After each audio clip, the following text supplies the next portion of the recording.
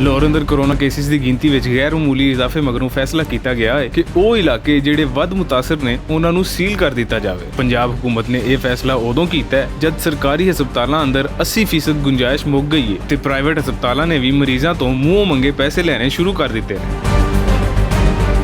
ਇਨ੍ਹਾਂ ਹਾਲਾਤਾਂ ਅੰਦਰ ਜਿੱਥੇ ਹਕੂਮਤ ਨੂੰ ਲਾਕਡਾਊਨ ਉਤੇ ਸਖਤੀ ਨਾਲ ਅਮਲ ਦਰਾਮਦ ਕਰਾਉਣ ਦੀ ਲੋੜ ਹੈ, ਉੱਥੇ ਹੀ ਲੁਕਾਈ ਦੀ ਫਲਾਹ ਲਈ ਸਿਹਤ ਦੇ ਸ਼ੋਬੇ ਵਿੱਚ ਅਮਲੀ ਐਮਰਜੈਂਸੀ ਵੀ ਲਾਉਣ ਦੀ ਅਸ਼ਦ ਜ਼ਰੂਰਤ ਹੈ। ਹਕੂਮਤ ਕੋਰੋਨਾ ਵਾਇਰਸ ਦੇ ਨਾਂ ਉੱਤੇ ਹੋਣ ਵਾਲੀ ਲੁੱਟਮਾਰ ਮੁਕਾਨ ਵਿੱਚ ਮੁਕੰਮਲ ਤੌਰ ਉੱਤੇ ਨਾਕਾਮ ਨਜ਼ਰ ਆਉਂਦੀ ਹੈ। ਤੁਸੀਂ ਕੋਰੋਨਾ ਟੈਸਟ ਦੀ ਮਿਸਾਲ ਲੈ ਲਵੋ, ਜਿਹਦੇ ਉੱਤੇ ਟੋਟਲ ਖਰਚਾ ਵੱਧ ਤੋਂ ਵੱਧ 2700 ਰੁਪਏ ਹੁੰਦਾ ਹੈ। ਇਹ ਟੈਸਟ ਚੁਗਤਾਈ ਲੈਬ 8000, ਸ਼ੌਕਤ ਖਾਨਮ 9000 ਤੇ ਦੂਜੀਆਂ ਲੈਬਾਰਟਰੀਆਂ ਵੀ ਇਹਨਾਂ ਦੇ ਨੇੜੇ ਵਸੂਲ ਰਹੀਆਂ ਨੇ। ਇਸੇ ਤਰ੍ਹਾਂ ਪ੍ਰਾਈਵੇਟ ਹਸਪਤਾਲਾਂ ਵਿੱਚ ਇੱਕ ਦਿਨ ਦਾ ਖਰਚਾ ਕਈ ਲੱਖ ਵਸੂਲਿਆ ਜਾਂਦਾ ਹੈ। ਇਸ ਲੁੱਟਮਾਰ ਉੱਤੇ ਅੱਖਾਂ ਬੰਦ ਕੀਤੀ ਰੱਖਣਾ ਹਕੂਮਤ ਦੀ ਮੁਜਰਮਾਨਾ ਗਫਲਤ ਹੈ। ਇੰਜ ਮਹਿਸੂਸ ਹੁੰਦਾ ਹੈ ਜਿਵੇਂ ਹਕੂਮਤ ਆਪ ਇਸ ਮਾਫੀਆ ਦਾ ਹਿੱਸਾ ਹੈ ਜਾਂ ਫਿਰ ਇਸ ਮਾਫੀਆ ਤੋਂ ਖੌਫਜ਼ਦਾ ਹੈ।